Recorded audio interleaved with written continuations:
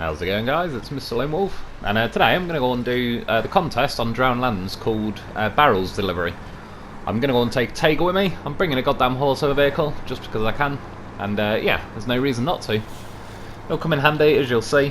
Usually does. Yeah, I've spent quite a lot of time on Drowned Lands overall, but I spent so much time doing that container delivery contest that I never actually did a whole lot else on Drowned Lands, and even driving around tonight on it, it's a pretty cool map, to be honest. It's definitely, even though it's got its tougher sections and there's, you know, boggy sections, swampy sections and all that, there's still at least a road cutting like through the map. There's enough main routes that you can kind of travel to the area you want. Get fuel out of the way. But yeah, you don't actually, like, again, with Mandra, you kind of constantly forced into that slow gameplay, which I don't mind all the time, but yeah, I do like to motor around a bit. It's just driving at this speed, you can see more of the map in the same amount of time. It's all good. And yeah, like I said, I'm bringing a professional with me because I thought while I drive there, I'm probably going to smash the suspension a little bit, etc. So my original plan was once I get there, I'll drop the loaf off and then I can do the run. I've got to pick up 2 fuel barrels.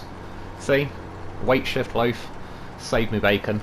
Yeah, I've got to grab 2 lots of fuel things like cargoes and drive it from, there's like a farm near the top corner of the map. I'll show you the map like when I'm there and the route I'm going to take back. Yeah, there's kind of a farm near the main entrance to Quarry, really, not too far away from there, and you got to get it all the way back to the sawmill, so the same place I deliver the container contest thing, same place you go for there, but you basically come in from the other side. That's definitely what she said. I was just checking here quickly that I'm following the right route. But again, that's what I quite like. There is a main road cutting through. Where I'm at now, if I went left, even though it's not a proper road, not a paved road or anything, you can still cut across the map and get to where you're going pretty comfortably. And oh yeah, as well, I recovered a lot of my vehicles from all the different maps that I've been scattering them all over the place. I particularly had quite a lot left on Imandra. I've still left a few dotted around. Lighthouse Loaf, he's still there, keeping guard just in case.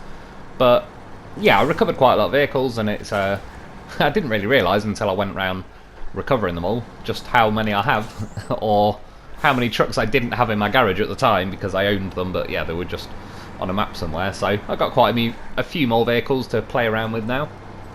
In the end though, the reason I brought the Tayga for this one, I knew the Tayga's pretty solid on this map anyway. I used the stock version, I suppose, of the Tayga in a video the other day when I was on the newer gameplay, like my new playthrough, and yeah, this is essentially like fully upgraded, all singing, all dancing version, of course, carrying a professional with him. So, and you can see even cutting through here, absolutely motors through this mud. It eats this map up pretty well. I'm surprised really that I'm not necessarily complaining, because now I'm doing the new playthrough, I can just go and grab, well, I already have grabbed the Tayga, but I'm surprised really they put the Tayga on Drowned Lands and the Steptoe, or Step 310, whatever the hell it's called, Steptoe. I'm surprised they didn't switch them round and have like the Steptoe, yeah, on Drowned Lands, because the Tayga is definitely a bit of a beast, and it's pretty easy to get. Very easy, in fact. You can see the damage I'm picking up on the way though, so it's definitely a good call bringing the old loaf. Fly by, get a bit of fuel. I don't like that, you know when you bring like that fuel menu up or various other things, it cock blocks your steering, you can't steer anywhere. The amount of times that catches me out and I go, yeah, especially the fact that the steering's slightly delayed in this game. So anyway, I'm cutting across this hill because I see my cargo container on the road from some previous attempt, something I was up to. I knew that was my cue to swerve to the left. I could have followed the road round and approached the farm the proper way, but one of the roads in is a joke. It's seriously boggy. Didn't see them rocks there, but fortunately got a goddamn professional with me. It kept me balanced. But anyway, yeah, this is the farm for the mission, or the contest rather. It'd be pretty cool if you could grab them trailers, but I doubt it. Shall have a quick look at the map then, I'll show you which way I'm going. Like I say, yeah, it's the farm near the main entrance to Quarry really. And I thought I could double back on myself really and take more of a main road there, but to be honest, I kind of wanted the challenge of sort of going as the crow flies as much as I can, but there's a lot of these little narrower routes, and according to the map there's still like a slightly undiscovered bit in the middle. Not completely, but you know, like it's, I don't know, once you've kind of revealed the map, some bits are still shaded off until you've actually drove through there. I'm pretty damn certain I have been down this road, but according to the map I haven't. And yeah, normally now was where I was going to drop the loaf off, but I knew once you select the cargo, it just kind of shoves the loaf up in the air. And because I've already got the winch pulled so tight to the front of my Tayga, the loaf can't really go anywhere at the minute. So I kind of had to change of plan last minute. Pretty stupid place to put a trailer that's solid right in the square I need to drive through, but we'll save that for another time. Yeah, so at the minute, loaf's like a little Superman cape. So anyway, this is the mission. 8 minutes for gold. Was it 12 and over 12? Well, 12 for silver, over 12 for bronze.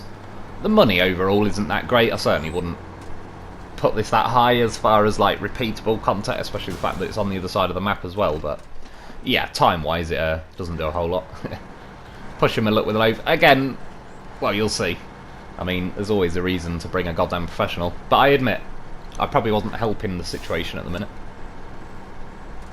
But I knew at some point it would probably tip off as such.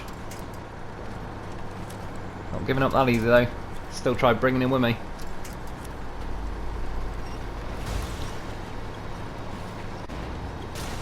There's a little glitch there, but yeah, essentially it was bouncing around behind me for quite a while. He's having a good time, he's not slowing me down. I'm in high gear, I'm still motoring along at the same speed. I wanted then, as I seen the nose of it coming around, I'll see if I could grab it with a winch, but no luck. So I had to say goodbye to the loaf. And yeah, all things considered, I'm pretty glad I brought the Tayga, because there is a few boggy sections. Not just that, but the chances of tipping are fairly high. And yeah, I was looking at a few vehicles. I nearly brought the CK, not the CK, the Kodiak C70. And what else? The Steptoe nearly did, but yeah, in the end I was like, it's a contest thing, I want to try and do it as quick as possible. However, you're going to see where things promptly go wrong. So I've got to turn up there. I went to. What was the plan? And I tipped. Oh shit. Loaf. Where are you, Loaf? See? That's why you bring a goddamn horse of a vehicle. If I didn't, I'd have to recover to the Drowned Hands garage and it will all be over. However, you'll see, I fucked this up. I nearly ruined the Loaf's 100% rescue record. However, what I wanted to do was, I could see the barrels hadn't completely fell out. I thought, well, we'll poke them back in. We'll try and get away with it. Yeah, I got them back in. I thought, oh, this is great. Loaf's a professional. We're on the way. I know for a guaranteed fact that I can flip this Tayga. No problems. So I got to about here, realised it must have the autonomous winch on, not the advanced, because I couldn't reach that far. So just stuck it in reverse to go back a bit. Like, yes, squeeze the trigger. Oh, you son of a bitch. I forgot to take it out of reverse. Reverse, flip myself. I mean, again, not worried about the Loaf's goddamn professional. I knew he was going to get back to his wheels. However, had a look around, I was like, oh no, one of the fuel things has fallen out, and I haven't got a crane with me. So, yeah, there's that. And you can see, the only reason I was pulling from the back end of the Tayga, I was trying to rotate it round, like, so it's perpendicular to me or whatever, but the Loaf nearly flipped it even from that single rear winch point. But yeah, that's all. I just wanted to have it facing me a bit better.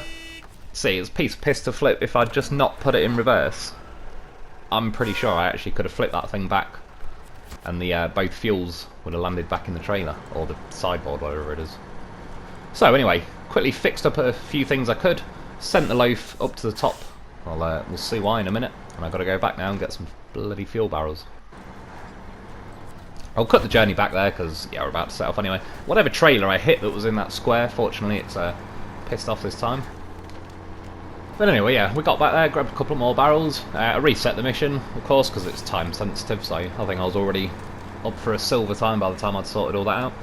Still reckon it was quicker than recovering to the, the garage and driving all the way back.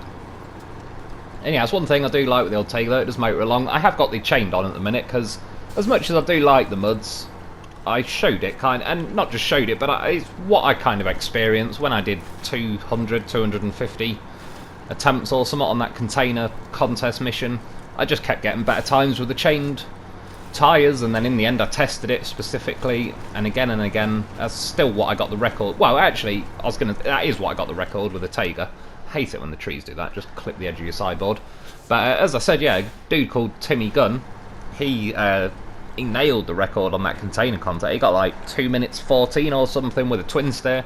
And funnily enough, I believe that was before it had all-wheel drive, so I'm not sure if he's managed an even quicker time since then, but he's definitely, I think the twin steer is his cup of tea. It's like goes flying around him. And he's, yeah, evidently pretty damn good at it. That's why I put the horsepower vehicle up there. Couldn't resist to bring him with me. One nice thing though that I've noticed, if you drag a loaf behind you, not only does it, for some reason, you end up taking less damage, even though you still can wind up in high gear and appear to be going basically the same speed. But the other thing is, sometimes if your front wheel digs in and you're gonna kind of tip over yourself, the fact that this, you know, there's like a rope going to the loaf that's behind you, it can stop you tipping sometimes. Like, just keeps you a little bit more stable because there is something physically behind you that's kind of dragging. So yeah, it worked out pretty well for doing this. Especially considering I have got the chain back on, and like I said, that's one thing the muds are an absolute advantage for. That's why I am kind of looking forward to, they're adding, obviously, like Tayga tyres or whatever to the custom muds, like the big fat wide custom muds that are on the Taz and Warthog and that, to the ANK. And one of the big problems with the ANK is how much it tips. So I know that they improve the characteristics of the Tayga as far as weight character and tipping characteristics. Yeah, so I definitely think they need to do something with muds in general though, because they do look cool and everything else, but when you got them on, like, yeah, the Warthog and the Taz in particular, because they weigh so little, they just, I don't know, it's something to do with the stats. They just don't grip into the ground like they should. They end up acting as if they haven't got big, like, muddy ridges, not muddy ridges, like big rubber ridges on the tyres. It's almost like they're slicks, and they just wheel spin through everything a lot. So as much as I do like the look of them, yeah, it'd be nice if they give it a bit of attention. Always fine. These maps look a little bit creepy. I quite like it though. There is, it might be on Drownlands actually. I remember someone telling me a little while ago, if you drive to one of the like abandoned warehouse places on Drownland, you can see loads of like glowing eyes at night and stuff. A lot more than normal. I think it's it says something about radiation around there, so I don't know if they're I'm not sure if they're hinting at like radioactive zombies or just animals that have taken enough of a dose to glow at night. Speaking of creepy, actually, it's funny, my brother Dave was over yesterday, come around for a coffee, and I just stuck Ghostbusters 2 on for the hell of it, just something on in the background. And yeah, we were just talking. I remember, like, well, I remember too vividly, when I was a kid. It's not just Dave, this isn't specifically a Dave story, but he was involved as usual. It was actually both of them, Dave and Dad, both did this to me. But yeah, on Ghostbusters 1, if anyone remembers, there's like a purple ghost near the beginning that is looking through the library and that, and when they shout, "Get her," it kind of screams or roars at them or whatever, and all its face turns into a skeleton and everything. Well, when I was about 3 years old, that was pretty goddamn scary.